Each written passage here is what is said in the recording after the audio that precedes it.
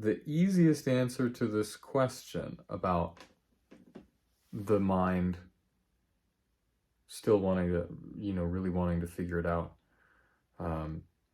and what can you do to still it? I'm going to tell you two things that are sort of good news and sort of bad news, and you might know them both already.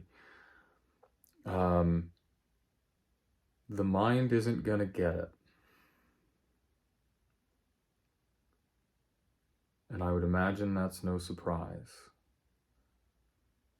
But the mind, as we define the mind in its sort of linear conceptual framework, isn't going to get what you experienced. It's not built for that.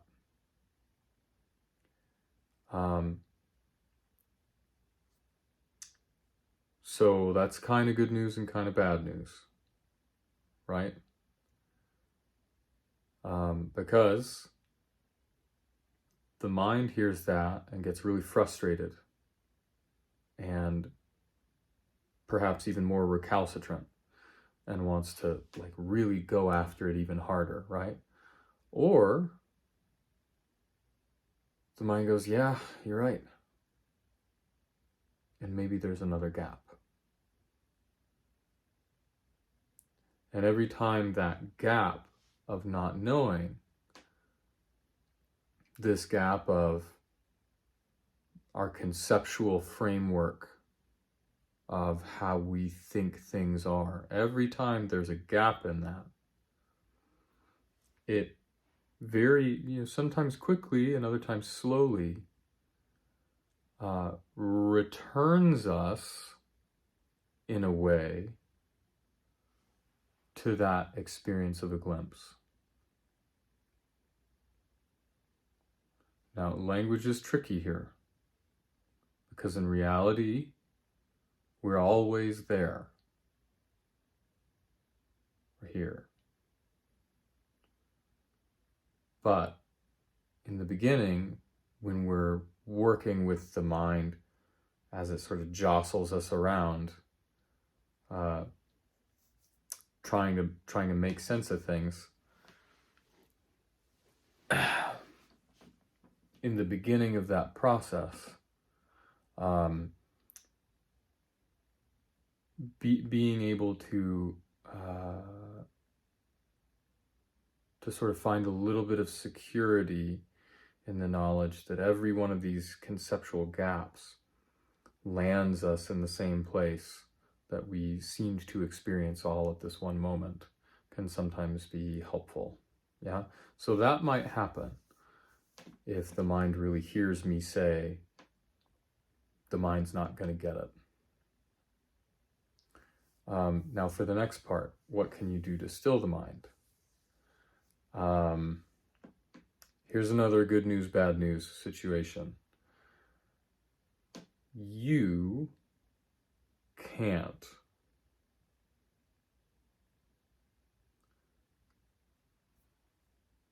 because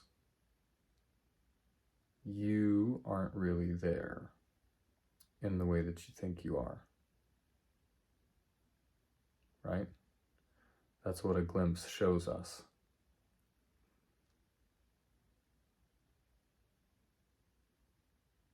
Is that this efforting process, this habitual contractive process of a separate self. A real glimpse shows us that's not necessarily here.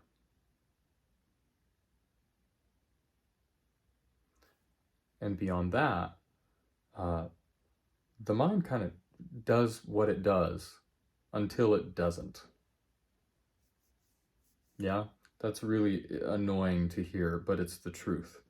If I could pick the thoughts that I had, I'd think much different things than I tend to think.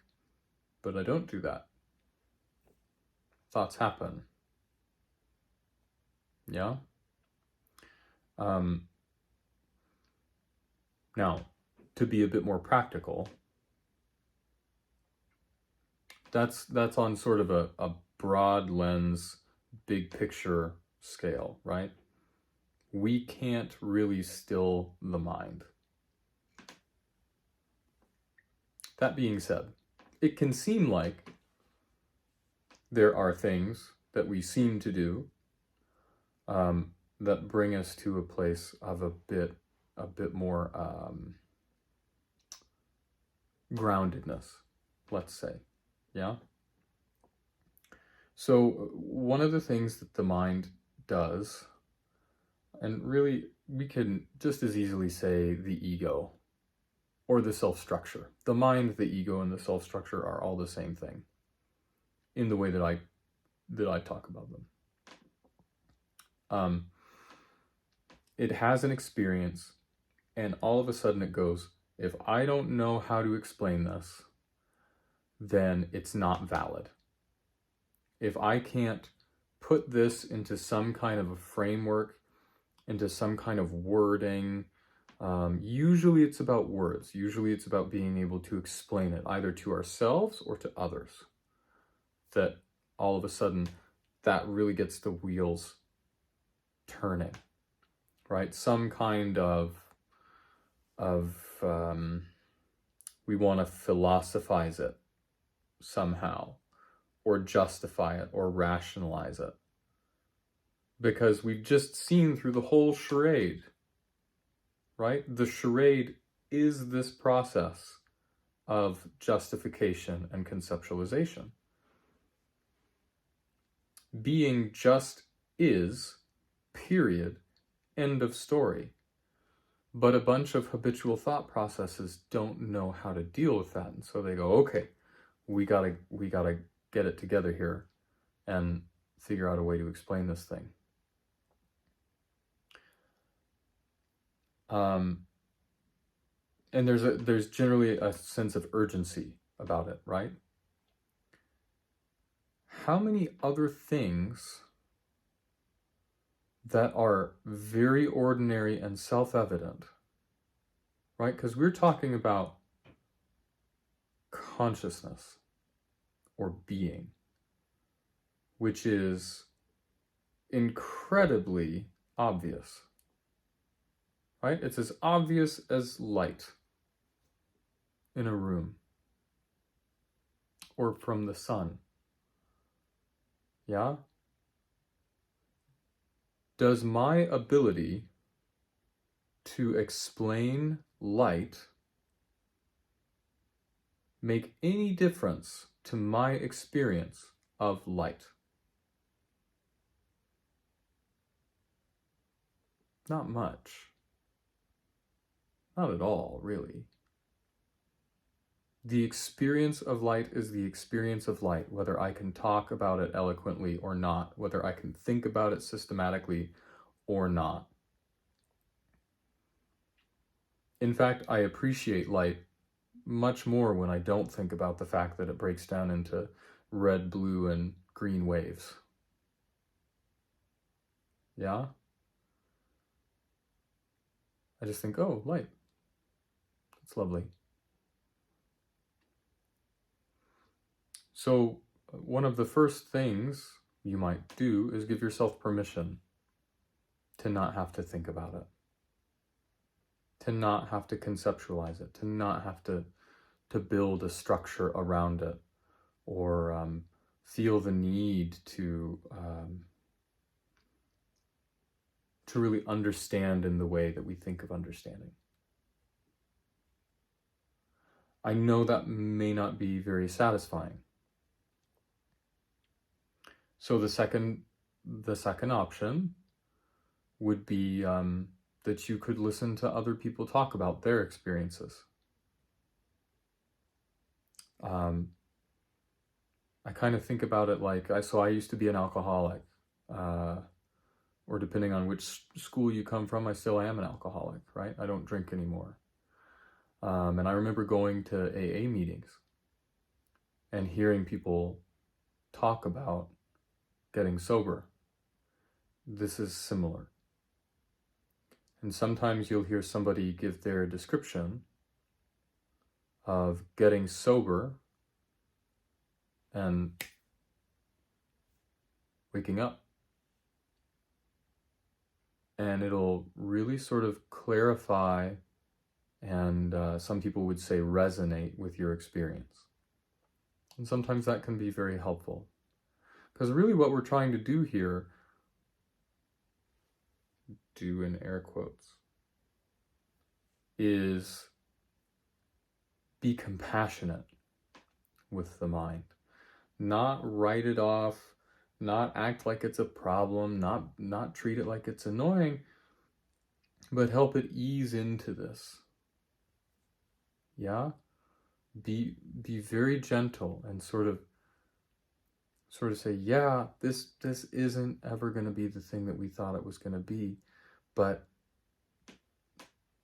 listen to how similar this has been for some of these other individuals. Yeah, I'm not alone in this. I'm not by myself. That's what we do at first. Another option is writing about the experience, talking about the experience. I've talked with quite a few people about their experiences just to sort of give them a chance to articulate it. Because we don't necessarily always feel safe saying these things to our friends and family right off the bat, yeah? So part of what can make it feel like the mind is kind of a pressure cooker is, oh my God, this shift happened, or this glimpse happened, or whatever, and I can't say anything about it to anybody, but I feel like there's all this stuff happening. Because initially, one of the ways that we tend to let go as humans is by talking things out, right? External processing.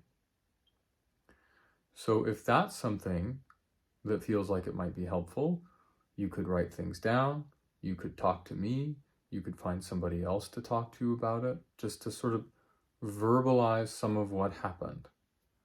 Allow the experience to clarify itself by allowing the mind to talk itself out.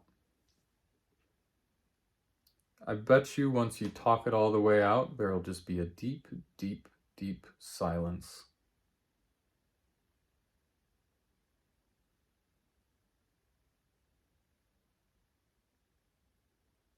And you're back home. Yeah. So then the other thing aside from that is a meditative practice. Yeah, which I feel like I really strongly feel should come ahead of, and should because it worked in my case. It doesn't work for everybody, but it's worked for a lot of people. It should come ahead of a lot of this other stuff as far as self-inquiry or, really delving deep into your true nature, true identity. Because it can throw you for a big loop. So if a meditative practice hasn't been a part of the equation up till this point, that might be something to consider as well. Doesn't really matter which one, but something where the mental activity is gradually reduced and the dial's kind of turned down, right? It helps quite a lot. So I hope that this was helpful or clarifying in some way. If it wasn't, no big deal. There's lots of other stuff to watch and listen to, but here's my best shot at it. So be well out there, friends. Talk to you later.